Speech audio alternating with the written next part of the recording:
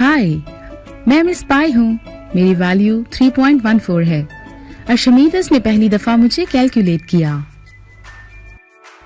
अस्सलाम वालेकुम बच्चों, उम्मीद करती हूँ आप सब ठीक ठाक होंगे।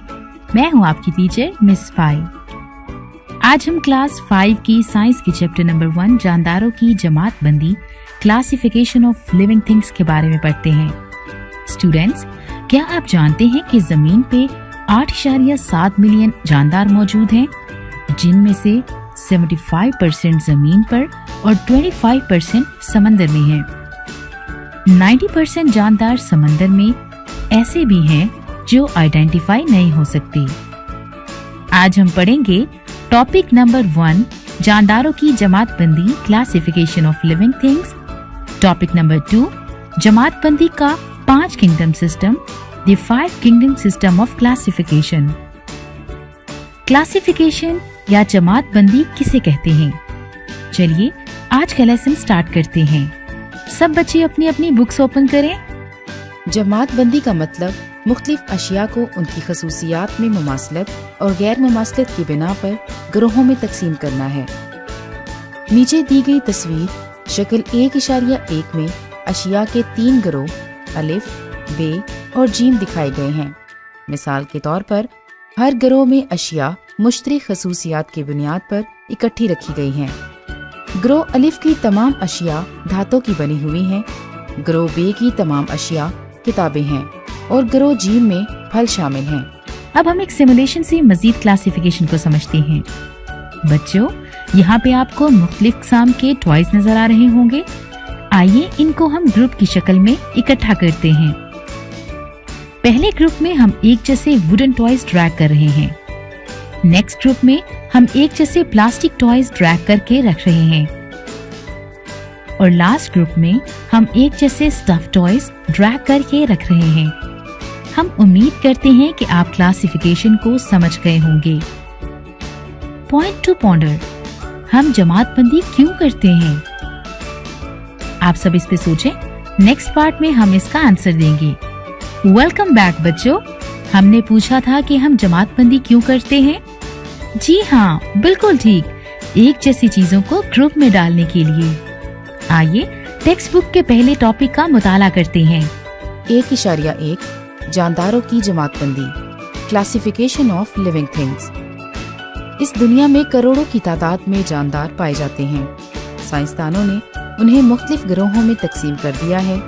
जानदारों को उनकी खसूसियात में मुमासलत और गैर मुमासलत की बिना पर मुख्तलिफ ग्रोहों में तकसीम करने का अमल जानदारों की जमात बंदी कहलाता है। जानदारों की जमात बंदी उनका मुताला आसान बनाने के लिए बहुत अहम है। जमात बंदी के अमल के दौरान साइंसदान किसी गैर मानूस पौधे या जानवर की खसूसियात का मुताला करके ये मालूम कर सकते हैं कि इसका ताल्लुक किस ग्रोह से है। वो जानदार की पहचान के लिए उसका नाम भी तजवीज़ करते हैं। अब हम क्लासिफिकेशन ऑफ लिविंग थिंग को समझने के लिए एक एनिमेटेड वीडियो देखते हैं। जिंदा जानदारों की क्लासिफिकेशन। एक वर्म, एक बिल्ली, एक मछली, एक रीछ, एक शेर, एक टाइगर, एक हिरन और एक दरख्त में क्या चीज कॉमन है? ये सब लिविंग थिंग्स हैं। दुनिया में बहुत सी लिविंग थिंग्स के साथ साइंसदानों ने लाइफ को ग्रुप्स में मुनज़्ज़म करने का तरीका दरियाफ्त किया है और इन्हें नाम दिए हैं जो दुनिया भर में पहचाने जाते हैं। लिहाजा अगर आप खुद से ढूंढना शुरू करें तो चाइना में जू में आप लाइन्स देखते हैं। वहाँ कोई इंसान भी आपकी ज़बान में बात नहीं करता। आप लाइन्स को देखकर क्या पूछेंगे? साइंटिफिक क्लासिफिकेशन ऑर्गेनिजम्स की ग्रुपिंग लाइन्स के साइंसी नाम को डिटरमिन करने में आपकी मदद करती है। जनरल से स्पेसिफिक यानी आम से खास की तरफ क्लासिफिकेशन के levels kingdom, phylum, class, order, family, genus और स्पीशीज हैं। लाइन किंगडम एनिमेलिया से ताल्लुक रखता है, एक ग्रुप जिसमें तमाम जानवर शामिल होते हैं। लिहाजा हमारे जानदारों के ग्रुप में दरख्त इस ग्रुपिंग के लिहाज से ठीक नहीं है। फाइलम जिसमें लाइन आता है उसे कॉर्डेट कहते हैं। ये वो ग्रुप है جس میں ہر چیز بیک بون کے ساتھ شامل ہوتی ہے۔ ورم ہمارے گروپ سے نکال دیا جاتا ہے کیونکہ اس میں بیک بون نہیں ہوتی۔ کلاس کلاسیفیکیشن کا اگلا لیول کا نام ہے۔ اگلی کلاس میملیا کہلاتی ہے۔ سائنسدان لیولز کے لیے گریک ورڈ استعمال کرتے ہیں کیونکہ وہ ہر جگہ سمجھ لیے جاتے ہیں۔ میملیا کا مطلب میمل ہے یا جانور جن کے بال اور فر ہوتے ہیں۔ مچھلی اس گروپ سے نکال دی جاتی ہے کیونکہ یہ میمل نہیں ہے۔ آرڈر اگلے لیول کا نام ہے اور آرڈر میں لائن جس سے تعلق رکھتا ہے اسے کارنیورا کہتے ہیں، جس کا مطلب ہے گوشت خور۔ ہرن اس آرڈر کا ممبر نہیں ہے اور اسے بھی نکال دیا جاتا ہے۔ آگے ہمارے پاس فیملی ہے۔ لائن فیلیڈیا فیملی میں آتا ہے۔ اس فیملی کے ممبرز کے پنجے کھلنے والے ہوتے ہیں، لہٰذا ریچ اس میں سے نکال دیا جاتا ہے۔ پھر ہمارے پاس ایک لیول ہے جسے جینس کہتے ہیں۔ لائن جینس پینتھرا میں آتا ہے جس کا مطلب ہے رورنگ کیٹ۔ پالتو بلی نہیں گرجتی، لہٰذا اسے بھی اس گروپ سے نکال دیا جاتا ہے۔ فائنلی جو ہمارے پاس لیول ہے اسے اسپیشیز کہتے ہیں۔ ایک ہی جیسی اسپیشیز کے ممبرز نسل کشی کر سکتے ہیں اور آف سپرنگز پیدا کر سکتے ہیں۔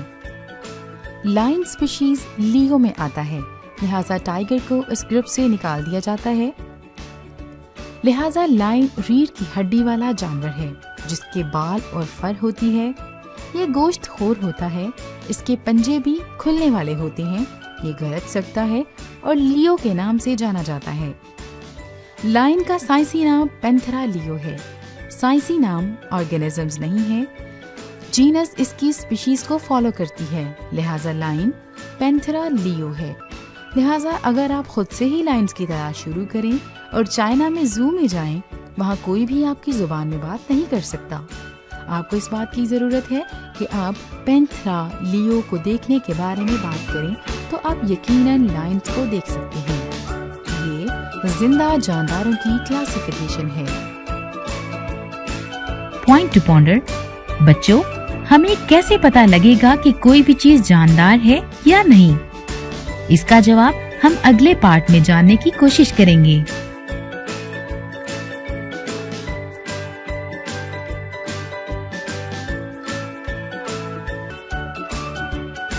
آپ کو معلوم ہونا چاہیے تمام جانداروں کے اجسام انتہائی چھوٹی اکائیوں پر مشتمل ہوتے ہیں جو خلیے یعنی سیلز کہلاتے ہیں۔ ایسے جاندار جن کا جسم ایک خلیے پر مشتمل ہوتا ہے یا خلوی یا یونی سیلولر جاندار کہلاتے ہیں۔ ایسے جاندار جن کے اجسام ایک سے زیادہ خلیوں پر مشتمل ہوتے ہیں کثیر خلوی یا ملٹی سیلولر جاندار کہلاتے ہیں۔